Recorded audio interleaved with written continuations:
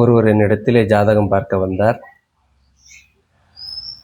அவர் என்னிடத்திலே கேட்ட கேள்வி, எனக்கு இருக்கும் ஆசையெல்லாம் பேராசை. எனக்கு வாழ்விலே 5 கோடி 10 கோடி எல்லாம் பத்தாது.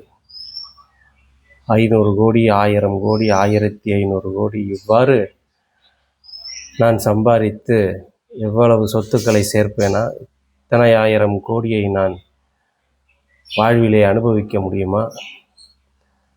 அந்த பிராப்தம் எனக்கு உண்டா என்று கேட்டார். ஒருவருடைய ஜாதகத்திலே பெருநிதி என்ற ஒரு அமைப்பு எதை வைத்து தெரிந்து கொள்ளலாம் என்றால் லக்னத்தை வைத்து தெரிந்து கொள்ளலாம். ஒருவருடைய ஜென்ம லக்னம்தான் அவருடைய மூர்த்தி, கீர்த்தி, ஆயுள், நிறம், ஸ்வரூபம், பெருநிதி இவைகளையெல்லாம் குறிப்பிடும்.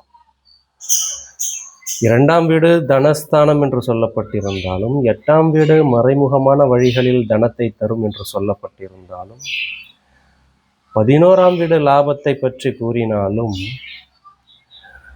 லக்னம்தான் பெருநிதியை பற்றி கூறும்.